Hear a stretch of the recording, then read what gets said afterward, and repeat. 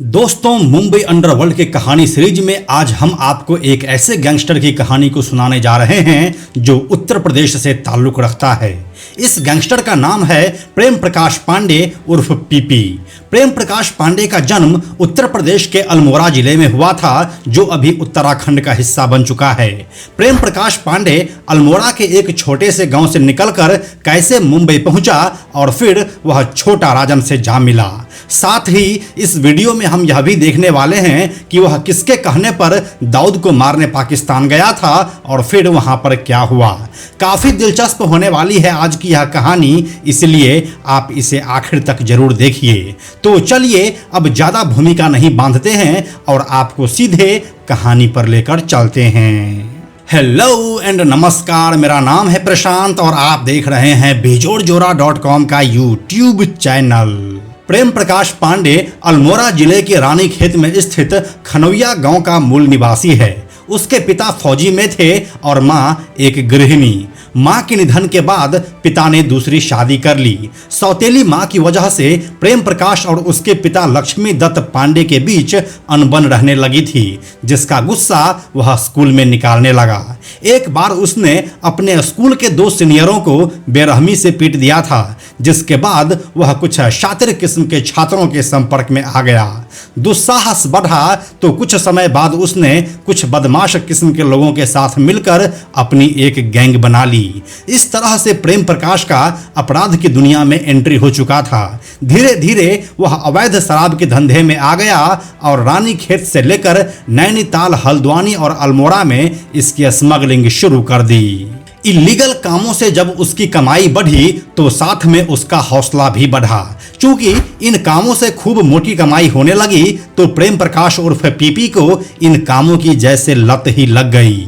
वह काफी महत्वाकांक्षी था और उसे यह पता चल चुका था कि अल्मोड़ा जैसे छोटे शहर में रहकर वह बड़ा नाम कभी भी नहीं बना सकता है। ये 90 के दशक का शुरुआती साल चल रहा था और इस समय में मुंबई अंडरवर्ल्ड का ग्लैमर हर छोटे बड़े अपराधियों के सर चढ़कर बोल रहा था। इसीलिए अब पीपी भी मुंबई जाने का फैसला किया। जिस समय पीपी मुंबई पहुंचा उस समय मुंबई ब्लास्ट हो चुका था और डी कंपनी में दरार आ चुकी थी। इस समय तक छोटा राजन दाऊद के डी कंपनी से अलग हो चुका था और अब वह अपनी एक अलग गैंग बनाने की तैयारी में लग गया था। छोटा राजन को अपनी गैंग के लिए कुछ हिम्मत वाले शार्प शूटर की आवश्यकता थी। ऐसे में एक दिन मुंबई सेंट्रल रेलवे स्टेशन पर प्रेम प्रकाश उर्फ पीपी की मुलाकात छोटा राजन गैंग के गैंगस्टर फरीद तानाशाह और विक्की मल्होत्रा से हुई। फरीद और विक्की ने पीपी की मुलाकात छोटा राजन से करवाई। छोटा राजन गैंग में भर्ती करने से पहले सामने वाले का हिम्मत और गैंग के लिए उसके लगाव को आजमाता था। यही देखने के लिए उसने एक कॉन्ट्रैक्ट किलिंग का ठेका पीपी को दिया। ये कॉन्ट्रैक्ट किसी छोटे मोटे आदमी को मारने का नहीं था, बल्कि राजनीति के एक दिग्गज नेता की हत्या का था। पीपी को तो मुंबई का डॉन बनना था, सो उसने उस नेता के सुरक्षा घेरे को तोड़कर उसके माथे के बीचों बीच 9mm की पिस्टल से गोली मार दी। दिन दहाड़े हुई इस हत्या से महाराष्ट्र सरकार भी हिल गई थी। उधर छोटा राजन पीपी के दुस्साहस को देखकर उसे अपने गैंग में शामिल कर लिया। उसे ऐसे ही शूटरों की आवश्यकता थी। जल्दी ही पीपी छोटा राजन के गैंग में उसका सबसे करीबी बन चुका था। मुंबई हमले के कुछ ही दिनों के बाद जब डी कंपनी पर भारत सरकार की दबिश बढ़ी तो डी कंपनी अपने पूरे गैंग के साथ पाकिस्तान में शिफ्ट हो गया। जैसे जैसे दिन बीत रहे थे दाऊद और राजन की दुश्मनी बढ़ती जा रही थी। छोटा राजन चाहता था कि मुंबई से दाऊद का सुपड़ा साफ हो जाए और उसकी गैंग मुंबई में अपना खौफ पैदा कर राज कर सके। लेकिन दाऊद को मारने अब पाकिस्तान जाए कौन, और अगर चला भी जाए तो उसकी हत्या कैसे हो, और अगर हत्या हो भी जाए तो वहां से जिंदा लौट आना लगभग नामुमकिन था। छोटा राजन इसी हिसाब किताब को अपने दिमाग में बैठा रहा था, तभी पीपी ने उससे कहा कि मैं पाकिस्तान जाऊंगा और इस प्लान को मैं ही लीड भी करूंगा। इसके बाद साल 1998 में पीपी, फरीद और विक्की किसी तरह पाकिस्तान पहुंचे, जहां छोटा राजन के गुर्गों ने उन्हें हथियार उपलब्ध करवाए और इनपुट दिया कि दाऊद के घर से कुछ दूरी पर ही स्थित एक मस्जिद में वह हर रोज नमाज पढ़ने के लिए आता है। ये जानकारी मिलने के बाद तीनों ने सऊदी सिटीजन का भेष धरा और मस्जिद के आसपास घात लगाकर बैठ गए। लेकिन छोटा राजन था तो आखिर दाऊद का ही आदमी। वे दोनों सालों तक एक दूसरे के साथ काम कर चुके थे और इसीलिए हत्या के प्लानिंग की भनक दाऊद को लग गई और उस दिन वह मस्जिद गया ही नहीं। ये प्लान जब फेल हो गया तो साल 2000 में राजन गैंग ने फिर एक बार दाऊद की बेटी मारिया के इंतकाल पर दाऊद की हत्या का प्लान बनाया, लेकिन ये प्लान भी फेल हो गया। लगातार दाऊद पर हो रहे अटैक के बाद छोटा शकील ने इस बार राजन पर ही बैंकॉक में अटैक कर दिया। इस अटैक में राजन तो जैसे तैसे बाल बाल बच गया, लेकिन उसका सबसे भरोसेमंद साथी रोहित वर्मा उस अटैक में मारा गया। छोटा राजन पर बैंकॉक में जो अटैक हुआ था उस पर हमने एक डिटेल वीडियो बनाया है, जिसे आप ऊपर के आई बटन पर क्लिक करके देख सकते हैं। छोटा राजन पर हुए अटैक के बाद मुंबई में गैंग वॉर शुरू हो गई। इस दौरान कई गैंगस्टर मारे गए। सिर्फ भारत और पाकिस्तान ही नहीं, बल्कि इसका असर नेपाल, मलेशिया, बैंकॉक, केनिया सहित कई देशों में सक्रिय अंडरवर्ल्ड के गैंगों पर भी हुआ।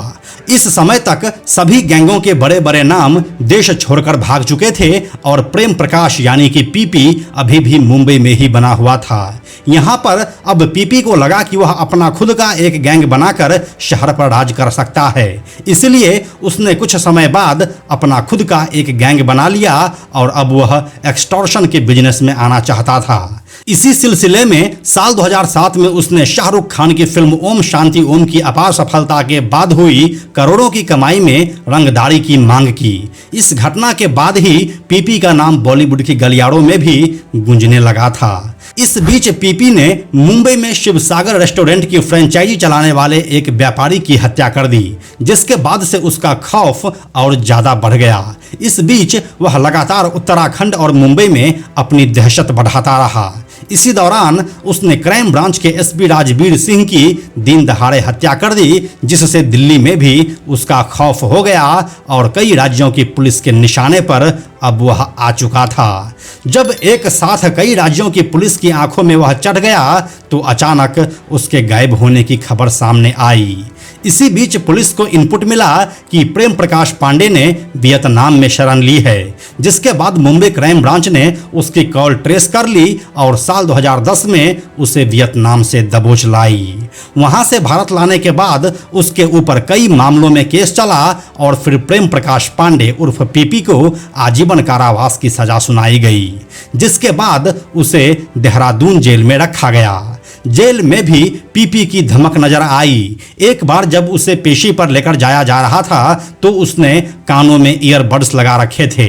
फोटो वायरल होने पर पुलिस की काफी किरकिरी भी हुई थी, जिसके बाद उसे सितारगंज सेंट्रल जेल ट्रांसफर कर दिया गया था। तो यही थी मुंबई अंडरवर्ल्ड के गैंगस्टर प्रेम प्रकाश पांडे उर्फ पीपी की पूरी कहानी। यह कहानी आपको कैसी लगी हमें कमेंट सेक्शन में लिखकर जरूर बताइए। आप और किस डॉन या गैंगस्टर की कहानी को देखना चाहते हैं यह भी हमें कमेंट में बताइए। हम जल्दी मिलते हैं आपसे एक नए कहानी के साथ। अंत में एक और ज़रूरी बात, हमने बेजोड़ जोड़ा का एक टेलीग्राम चैनल भी बनाया है, जहां आपको हमारे सारे वीडियोस के लिंक सबसे पहले मिल जाएंगे। इसलिए आप लोग टेलीग्राम पर भी हमसे जुड़ें। टेलीग्राम पर हमसे जुड़ने के लिए सिंपली आप टेलीग्राम ऐप के सर्च में जाकर बेजोड़ जोड़ा लिखिए और चैनल पर जाकर ज्वाइन बटन क्लिक कर दीजिए। आप हमसे जुड़ जाएंगे। यह वीडियो अगर आपको पसंद आया तो इसे लाइक और शेयर जरूर करें। आने वाले वीडियोज़ के लिए बेजोड़ जोड़ा को सब्सक्राइब करके बेल आइकन को टच करना ना भूलें। Thank you so much.